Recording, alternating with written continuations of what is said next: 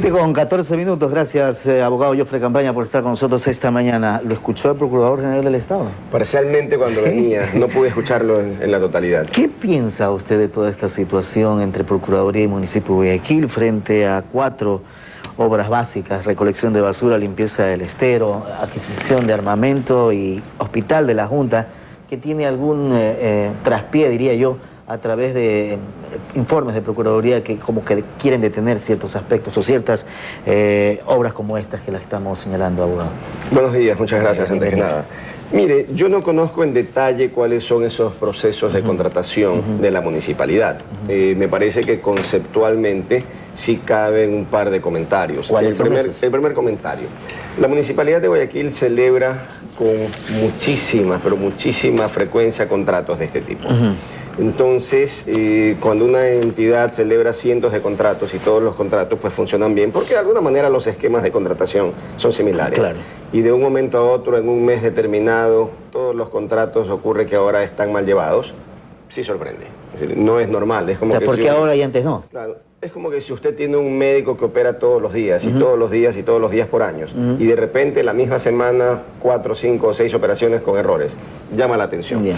Pero déjeme referir a algo que sí escuché que comentó el señor Procurador, y es lo que tiene que ver con el régimen jurídico de las fundaciones y que motiva esa presentación del proyecto. Claro, para reformar un poco el tema. Ha señalado en definitiva un concepto, el concepto de la igualdad. Él sostiene pues que siendo la igualdad... Así lo dice en la Constitución, lo dijo él. Sí, ya. Pero mire, ese es el problema. Cuando las interpretaciones se hacen de manera absolutamente... ¿Parciales? No, ligeras, sin profundidad. Ya. Yo le pregunto a usted, si todos los ecuatorianos somos iguales ante la ley, ¿por qué al presidente de la República lo juzga la Corte Suprema y al ciudadano como un juez? ¿No que somos iguales? Ya, pues es una interpretación suya también. No, le estoy preguntando. Es decir, hoy día el presidente de la República comete un delito. ¿Quién lo juzga? ¿El presidente o una de las salas de la Corte Suprema? ¿Verdad? ¿O va al ministro fiscal general del Estado? Un ciudadano común, el fiscal común. ¿Por qué la diferencia si somos iguales ante la ley? Entonces, ¿qué es lo que significa esto? Que las interpretaciones jurídicas no pueden ser literales. Número uno, que es verdad que existe la igualdad como concepto fundamental, pero también toda la jurisprudencia, la doctrina, etcétera, entiende que existen distinciones jurídicamente aceptables. ¿En qué situaciones? Cuando existen situaciones particulares o peculiares de las personas que deben ser tratadas con la igualdad. ¿Qué quiero decir con esto? La ausencia de igualdad, si usted quiere, o la violación a la igualdad como principio, implica la existencia de discriminación. Discriminación por razones de edad, de sexo, de creencia religiosa, etc. ¿Esto qué significa? Hay un viejo principio ya muy generalizado en la doctrina, en todos los países que tienen una cultura jurídica importante. Y se dice igualdad para los iguales. ¿Esto qué significa? Si usted tiene, por ponerle un ejemplo, un segmento de personas mayores a 65 años que merecen un tratamiento especial en la ley, la igualdad significa tratemos a esas personas de 65 años iguales a todas las mayores de 65, pero no a las menores cuando existen razones para esa diferenciación. Ocurre también en diferentes actos, en diferentes actuaciones con diferentes principios. Ejemplo, la ley tributaria. En la ley tributaria existe el concepto de progresividad, ¿verdad? El que más tiene, más paga. Ese es un concepto. Si se aplicara el concepto que aquí ha utilizado el señor Procurador, entonces no habría por qué pensar y por qué los que tienen más pagan más y el que tiene menos paga menos y todos son iguales ante la ley. Es decir, yo lo que trato es de ponerle ejemplos de por qué las diferenciaciones son convenientes. Y en este caso cito el ejemplo para referirme a las fundaciones. Las fundaciones son mecanismos o modalidades que existen en el ordenamiento jurídico del Ecuador y de muchísimos países del mundo. En España funcionan varias fundaciones similares, que permiten una prestación de servicios mucho más ágil, mucho más eficiente por la especialidad. ¿Con dineros del Estado? Claro, con dineros del Estado. Pero eso es lo que cuestiona el Procurador. Ahí viene el tema de fondo e importante. Al Procurador le molesta que el Estado se organice de diferentes formas para prestar servicios. El Estado puede organizarse como una unidad ministerial, como una unidad ejecutora, acuérdese la de unidad ejecutora hace muchos años, puede organizarse como un municipio, como una prefectura, como una comunidad autónoma, como una región, como un organismo con personalidad jurídica propia, autonomía, etcétera. Y pongo ejemplos, Banco Central, Corte Suprema.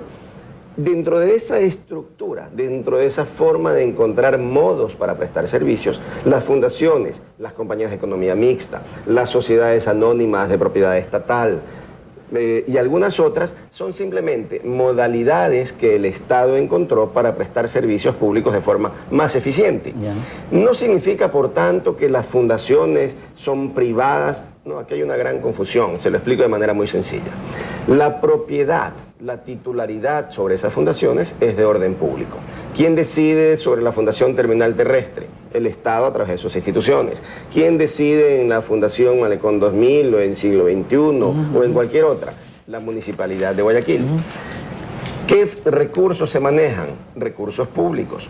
¿Quién controla esos recursos públicos? La Contraloría General del Estado.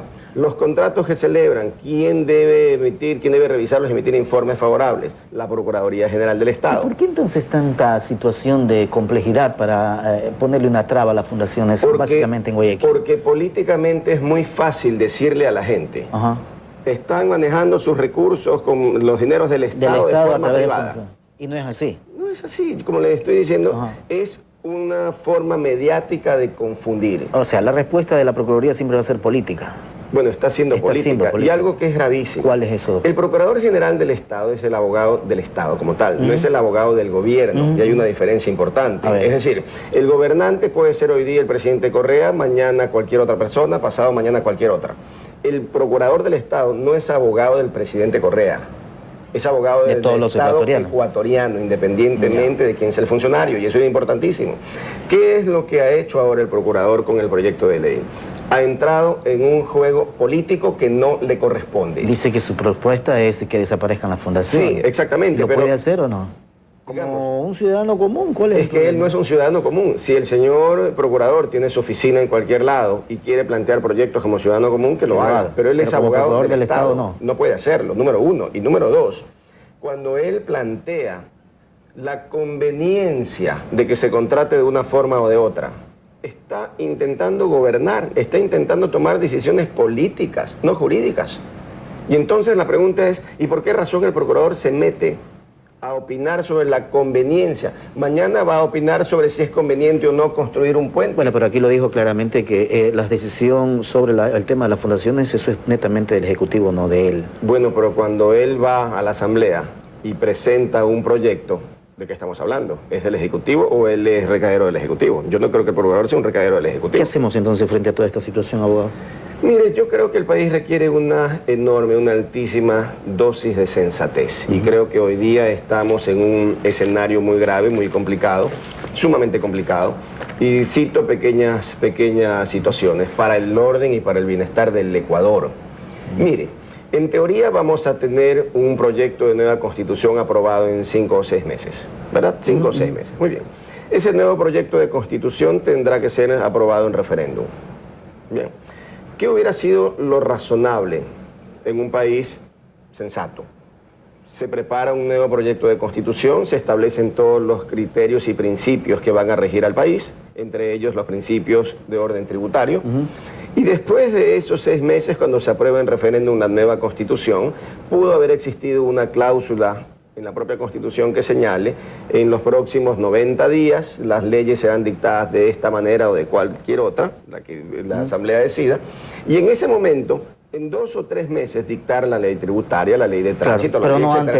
antes de no saber con qué constitución estamos. ¿Qué habría pasado en el primer escenario? Habríamos tenido una nueva constitución. En 5 o 6 meses o en 7 meses habríamos tenido un nuevo esquema tributario absolutamente legítimo. Hoy día, ¿qué tenemos? Hoy día tenemos una regulación tributaria que en mi opinión no es ley y por tanto no obliga, más allá de que pueda tener algún punto bueno, algún punto discutible. Ese no es el escenario es, esta disposición tributaria se ajusta al contenido que la Constitución prevé para expedir leyes. No se ajusta. En consecuencia, hemos llegado por un apresuramiento políticamente indebido a una situación de caos generalizado en que no se sabe qué rige, qué no rige, qué se cumple, qué no se cumple. A ponernos los zapatos primero y después las medias, estamos sin totalmente lugar a dudas. Entonces creo que era cuestión simplemente de hacer las cosas en el orden lógico y no generar esta situación de incertidumbre en el país. Gracias, abogado. Que tenga buen día. A usted, muchas Abogado gracias. Jofre Campaña. Vamos a las 7 de la mañana con 25 minutos a hacer una pausa. Enseguida estaremos dialogando con el director regional del Servicio de Rentas Internas, el abogado Nicolás Pisa. Ya volvemos.